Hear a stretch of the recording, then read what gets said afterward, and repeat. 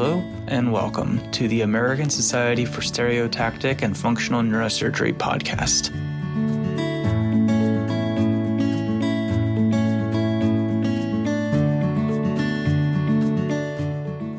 Welcome to another session of the ASSFN podcast. I am your host, Danika Paulo, functional fellow at Baylor College of Medicine, and I have co-host Andreas with me. Hey y'all, my name is Andreas. I'm an MD PhD student at Duke University School of Medicine. And today we're going to be talking about a very important topic, which is negotiating your job position and advancing to leadership, which is very, very important. And a lot of us care about that. So we have two guest speakers with us that have succeeded and excelled in both of these realms and have a wealth of information to share. Dr. Dario Englot is the Associate Professor of Neurosurgery and Director of the Surgical Epilepsy Programs and Functional Neurosurgery Division at Vanderbilt University. Thank you for joining us, Dr. Englot. Thank you both, Danika and Andreas, for doing this, and Shabbar, good to see you all. And Dr. Danish, Shabbar Danish from the Hackensack-Meridian Health Center. He is the chairman of neurosurgery there and previously served as the director of functional neurosurgery at Rutgers Robert Wood Johnson University. So thank you, Dr. Danish, for joining us as well. Yeah, thank you for doing this. I'm happy to be here. All right. So reflecting on some of the topics from the webinar with Dr. Jason Schwab and Dr. Joseph Niemodt, there was a wealth of information shared there. So if you haven't checked out that webinar, please be sure to look for it on our website and on our YouTube channel.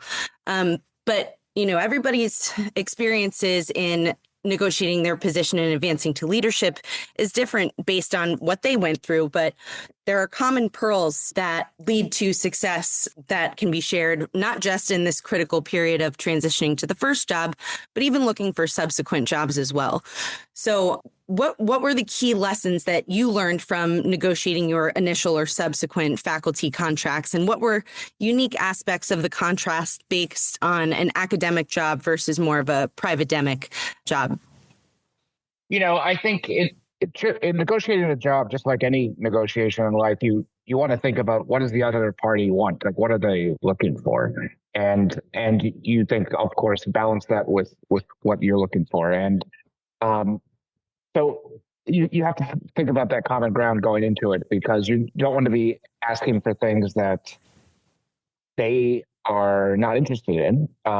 You're obviously selling yourself and the services that you provide both clinically and for an academic job in terms of research and academic advancement. So I think that's key. You know, balancing confidence and humility, thinking about what the institution is looking for, and knowing, you know, where you're starting, you know, what's your opening position, what's your opening requests, and where would you be willing to, what would you be willing to compromise? Yeah, I think, that's probably the first place to start, I think, for people as they're looking at positions. One is, like Dario said, I think you have to know who you are and who you want to be. And you also then have to create your own priorities, because, you know, your entire career, you are, you know, when you're in college, you're trying to figure out what a med school wants. And when you're in med school, you're trying to figure out what a residency wants. And then when you're in a residency, you're trying to figure out what your residency program and your chairman wants. Same thing when you go into fellowship. And then all of a sudden you're thrust into this place where you have to figure out what you want personally. And it actually doesn't matter what anybody else wants. And what makes you happy and what's going to make you feel fulfilled in your professional and personal life is very different from the person next to you, potentially. And there's no right or wrong in it. And I think throughout your training, we get into this dichotomy, which is academics or private practice. And I think it's actually a false division, because you have to get into what do those things actually mean? Like, what does academics actually mean to you if you want to be an academician? Does it mean that you want to teach medical students? Does it mean that you want to teach residents? Does it mean that you want to be around fellows? Do you want to write papers? Do you want to write grants? Do you want to run clinical trials? And all these efforts can be academic. So you have to actually figure out what it is that you want and who you want to be. And then the institution that you're talking to or looking at one, do they have the things that you want? Or do they have the tools? Or can you get the tools that you need to actually achieve that? And I think that's the first step. And I think too, as a follow-up question to that, it's very different if you are going to a job or considering a job that already has functional infrastructure set up versus going to a job with the aspiration of building the program. So what are unique differences to consider in both of those situations? And how do you know what to ask for up front versus kind of assimilating to the structure that's already in place versus establishing something new or different that you may want? Well, how do you know what to ask for is a good question, because especially if you're entering your first job, you've never done it before, right? So you really need to go through it with your mentor, your fellowship mentor, your residency mentor, if you're still a residency, both if you have access, and just look at what are my mentors using? What do I want to take with me? What do I want to add that they don't have? Obviously, when you're starting the job and you're negotiating the package, that's the time to ask for what you need. It's hard once you're established, once you've signed, once you're in a job. It's just really, really hard to get what you need. But when you're starting, that is the time to do it. And so think about how can I succeed to in the clinical practice that I want to do. What resources does the institution already have? What do they need? And just go over it with your mentors to make sure that you're not missing stuff, because that's key. Is you never know what you don't know, right? So get help. I think I'm gonna go off of what you said, Dario, talking about like negotiating a package, right? And I think one of the challenges, especially when you're getting into your first job and you're doing it for the first time, is understanding that, what is actually enforceable in what you sign your name on, which is your contract, is very basic. So an institution can make many promises. They say, oh, we're going to get you X, we're going to get you Y, we're going to get you Z, we're going to do this, we're going to do that. But ultimately, none of those things are actually enforceable. And they can, after you sign your contract. So what you're really doing is trying to figure out, one, can you trust the person that you're chatting with, which is either the chair or whoever it is? And is that person that is promising you this stuff actually able to deliver on the things that you need? And these are actually pretty difficult things to figure out, from the outside in. But you have to be aware going into it, especially if you're talking about, I think going to a place where you have to build infrastructure to do something like functional neurosurgery versus a place that already has it. I think the challenges are very different. For a place that already has infrastructure, what you're trying to figure out is, what is my role actually going to be in a program that already has this infrastructure in place? And, I think departments, divisions, et cetera, are structured differently. And I think it's important for the person to figure that out. And I think, for example, Dario and I are in different setups. I, for example, today don't have, a junior functional guy. I'm the only functional neurosurgeon, in my department. And I've kept it that way by design, for example, because I don't think that if I brought a junior functional person on today, that I would be able to support that person in a way that would make them clinically satisfied. And we can certainly chat, more about that. But I think that there are different challenges on both ends of those things. And you have to also understand that some of these things are handshake promises, but not enforceable when you don't get them. And then you have to figure out how to navigate that. How do you balance, especially in these sort of settings, understanding different institutions like in catchment area or patient population? I get the sense that it would be very different if you know there's a population, for example, or a need for, say, an epilepsy functional surgeon in a hospital, or if you're trying to build a whole new patient base. Shabbar, you want to start? I was going to punt it to you. Yeah, when I came into my position, I was fortunate. I had senior mentor, Pete Conrad here at Vanderbilt, who had the infrastructure built for many years for things like deep brain stimulation, trigeminal neuralgia, epilepsy. And so it's, sometimes you're fortunate, you walk into an area where things are already in place. And then your goal is to maintain those relationships, make sure that you strengthen, make sure that they know there's a new person there, but I'm the new person. I've got you. This is what I'm about. This is what I want to offer you and your patients to maintain that referral base. And then there's also the growing aspect.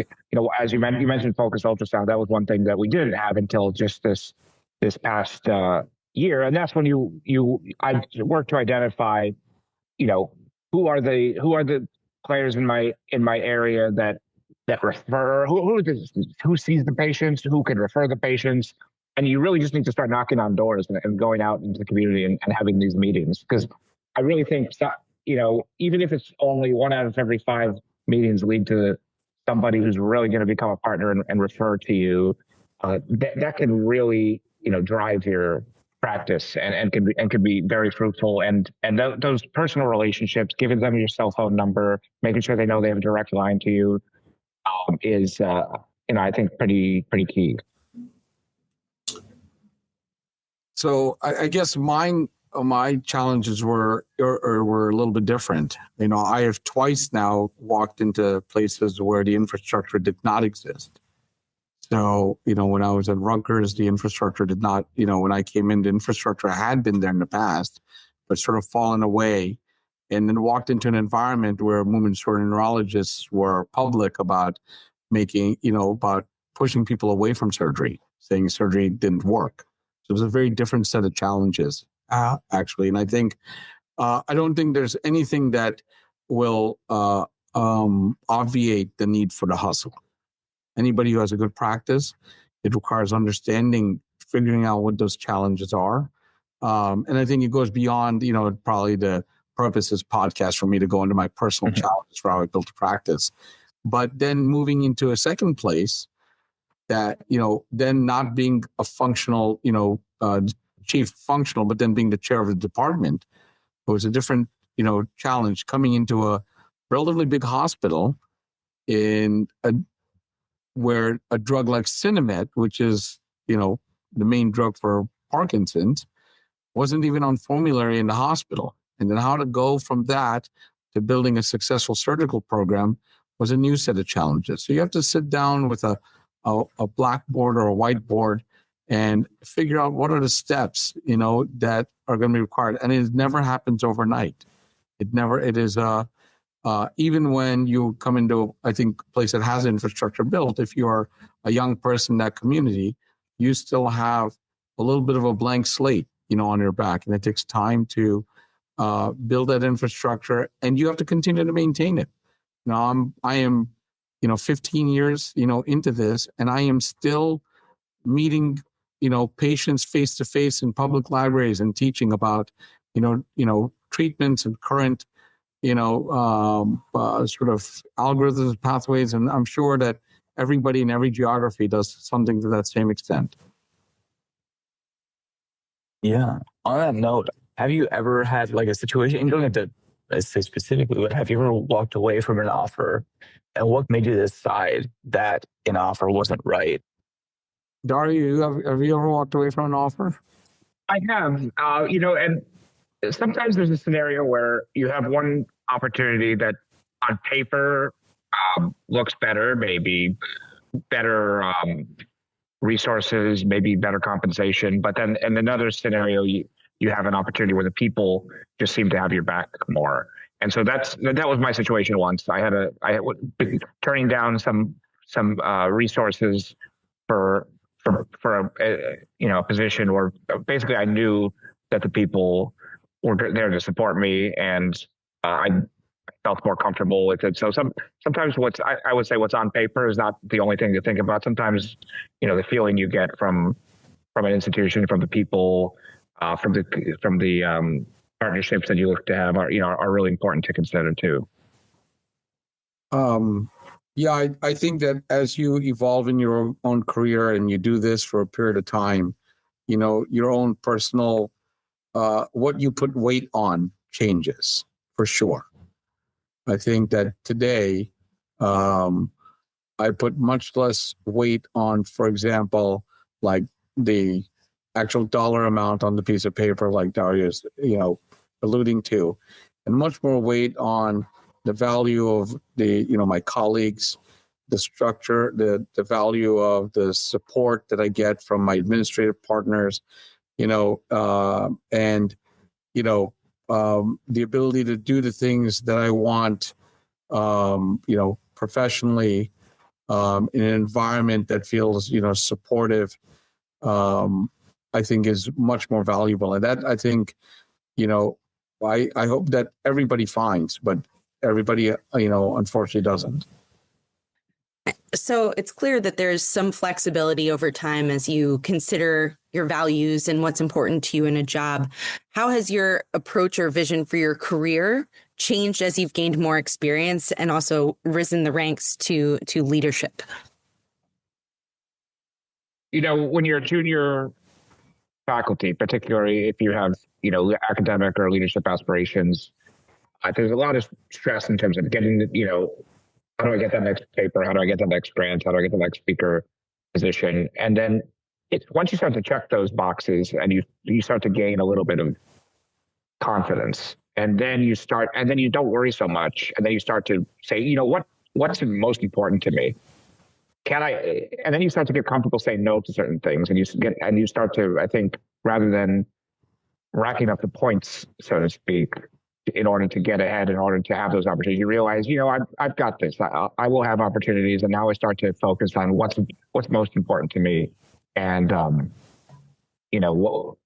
what things do I want to say yes to, what things do I want to say no to, and where do I want my mark to be, on this field.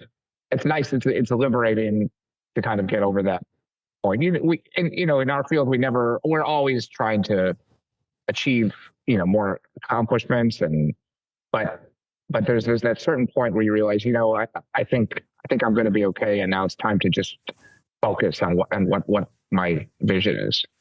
What do you think, Shabbar?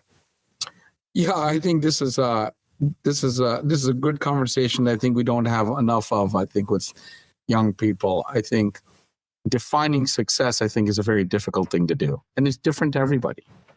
And a lot of times, I think you get caught up maybe in how the people around you define success, and you have to step away from it and figure out what really makes you happy, and what you need in your personal life, and that's different. That's different for everybody, and eventually it's it of course is about cases and the kinds of patients you want to take care of, but there's so many other variables in life that come into this equation. You talk about stepping away from offers. I once had an offer at a place that, of course, from the outside had a much bigger reputation than Rutgers in the world of neurosurgery where I was at. But it came to me in a time point where my family and my children would not have been happy with me moving. And I had to make a decision as to what was more important to me at that time.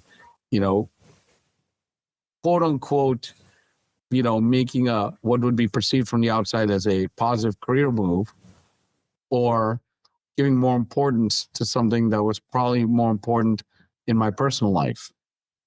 And so I chose, the latter, and I don't regret it for a second. Yeah, I think that's a really important point to make, because, we're talking all about our careers here, but life involves your family and the people that are important to you. And you're in high stakes and high stress careers like ours, you really need to remember that, because no one goes to their deathbed saying, "Oh, I wish I wrote another paper," But you always regret.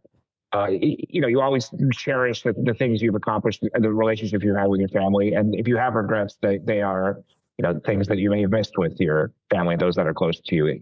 So I think it's really critical for us to remind ourselves that, especially in a field like ours. Yeah. And it's hard. This is the same pressures that you have in any, high stress corporate position, right? That's what medicine is nowadays. And it's a constant balancing act, Is it important to write the papers? Of course, but you have to then, put that into context of what you actually are trying to achieve.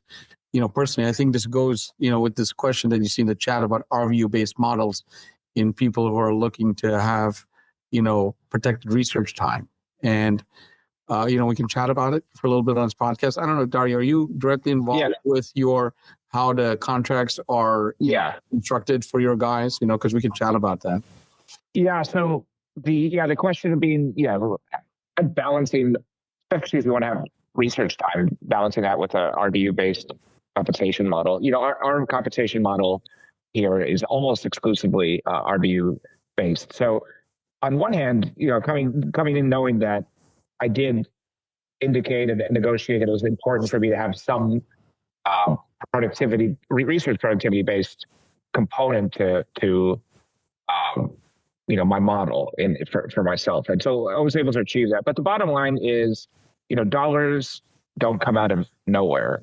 And doing a neurosurgical procedure bills more dollars than an individual is going to receive for the same amount of time doing research. And that's so partly I think there's flexibility to negotiate with your institution. Hey, I've got this skill set to do these projects, and that's important to you, and you want to have that on your website, and so I'd like to please have you value that, and then partly it's just accepting that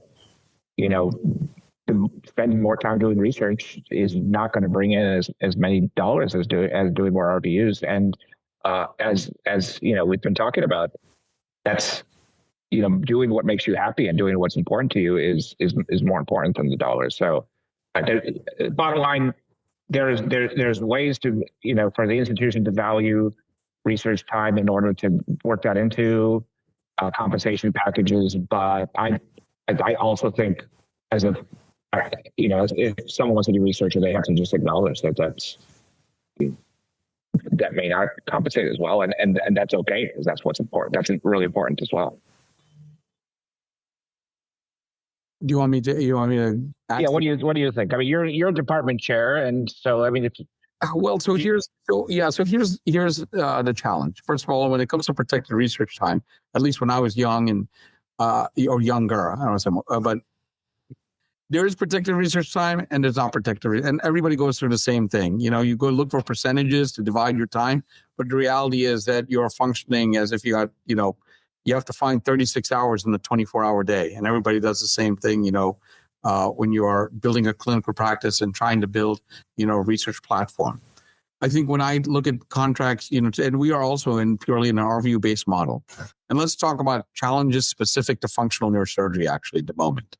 Because if you are a busy functional neurosurgeon and you only want to do functional neurosurgery and you don't want to do anything else in neurosurgery and you consider yourself busy, you're probably not doing more than 4,000 or 5,000 RVUs a year. Maybe, depending on what you're spending your time doing, right? HIFU takes a fair bit of time.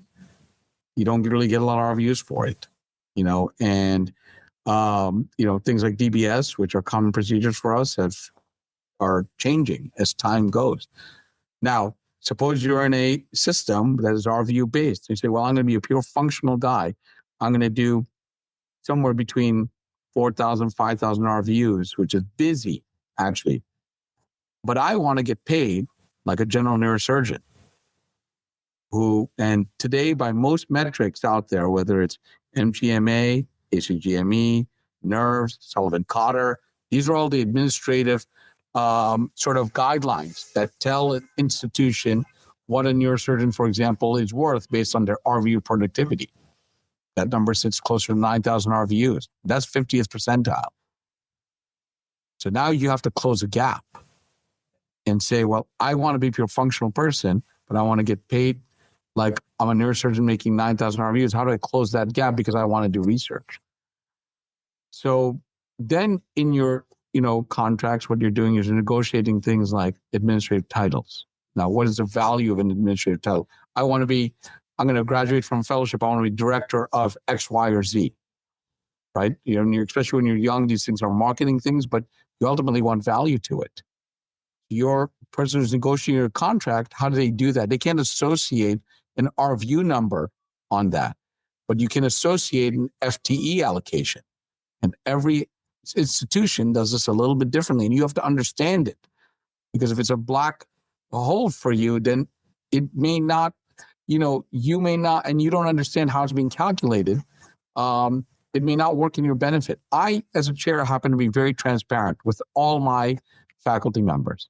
I sit down with them with the Excel spreadsheet and all the calculations that administration does to come up with final compensation. And nobody actually ever did that for me. All throughout, it was always a black hole and felt like it was at the whim of some person sitting behind some, Wizard of Oz, sort of drape. But there is a way that it's calculated by all. So now the next question is, what is the value of writing a paper? And it gets even more complicated than that.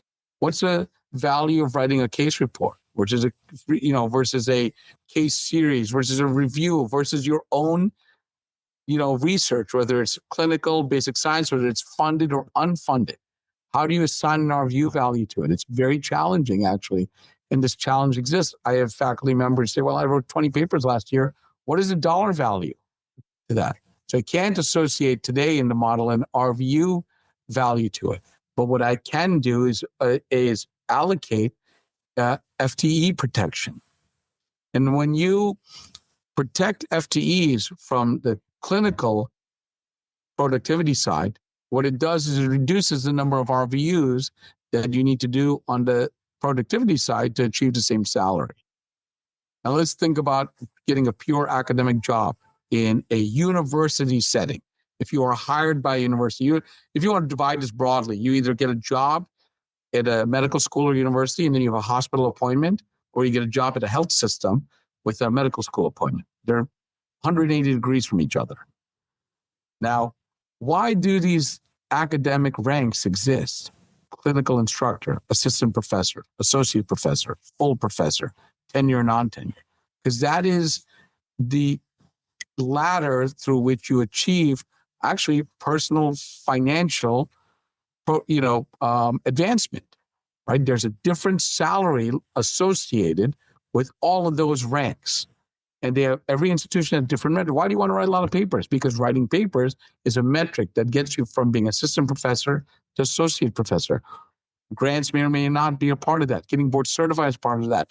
Most of these things are similar, but have differences in institutions. Some institutions are very formulaic about it and public about it. So you can go into the bylaws of the institution and understand what are the metrics you need to meet to achieve academic promotion. Now, next step from that is to understand that if you then get financial advancement based on your academic title, what happens to the faculty practice component of your salary? Because there are some institutions that say, you know what, you're getting a salary from your academic promotion. We're actually going to take away some of your clinical salary, and then it doesn't help you. So these things are not things you think about when you're getting your first job. And that's why podcast discussions like this are important, so that all of a sudden it becomes a little bit less like a black box. I don't know Dario, how you feel about what I just said, but that's sort of my understanding of these processes. Yeah, no, I agree, Trevor, completely. And I have a question about that too, about kind of the timing of when you choose to apply for that promotion, or the timeline on which you plan to achieve the things that you need to be considered for promotion. And did you kind of stick to that timeline, or did you have to be flexible and maybe extend it? How do you deal with the timing that is so critical for these kind of job advancements? Yeah, I think it's always good to shoot early, right? No one's going to come knocking on your door saying, hey, I want to give you a promotion. You kind of have to be the one to initiate that discussion, in my opinion. For me, I got turned down the first time I asked, where I was trying to apply for a tenure, an associate professor. And basically one of the letter writers I suggested came back and said, I don't think he's ready. I don't think he's been out enough years. And so they put me back a year, but if I waited that other year, I don't know that they'd be knocking on your door, my door to suggest it. So I think it doesn't hurt to try early. And then if you get turned down, you get pointed in the right direction in terms of showing what pieces you're missing. Because sometimes people don't know if they're ready and they don't know what they're missing. So it doesn't hurt to at least engage that conversation earlier to see what else, what other pieces are expected in order to get that, promotion. Yeah, I mean, there's usually, most institutions have an A&P committee, which is made up of people, that help decide that, like Darius. I mean, it took me 3 attempts to get full professor promotion, and each time, I had to go through a full committee review and then come back and try to understand what exactly, the committee was looking for until I ultimately was able to get it. So it was a long process, actually. Awesome. How did you know it was time to make this sort of a major career move into leadership? And what are some of those qualities that you all found are really essential for being a successful leader, and also knowing what to look for in more junior partners as they rise through the ranks? I think the most important quality for a leader is interpersonal relationships and how you treat people and how you're able to navigate challenging interpersonal situations, how you're able to, ensure that people feel valued. I think that's the most important, even more important than your CV qualifications for that position. But although, of course, your qualifications on paper are important as well. And the other part was looking for junior partners. I mean, it just really depends on, what's your vision for your division or your division for your department?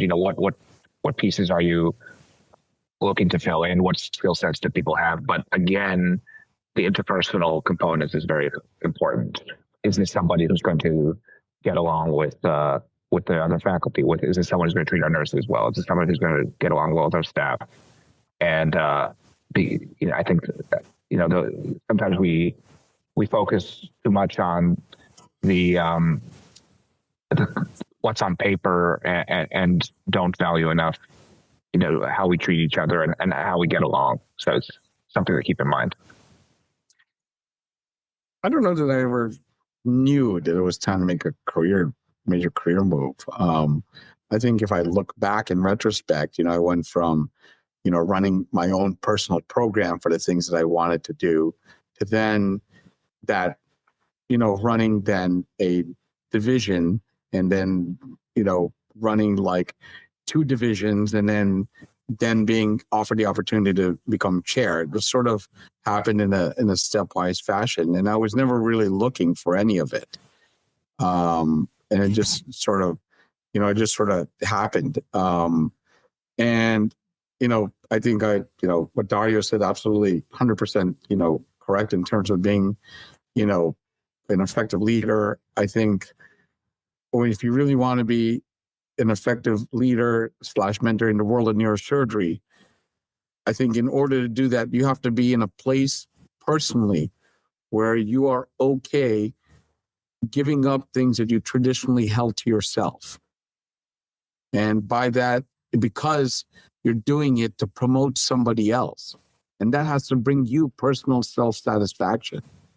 And then my own personal example for, I was, an oncology guy for my entire career, and I still am. And, but I hired younger, junior faculty who want to build that as part of their personal careers. And I had to be okay and ready to give it up so that I could watch somebody more junior grow into the person they wanted to be. I have to genuinely want that, and that has to bring me personal satisfaction, more so than me going out there and doing the case, myself.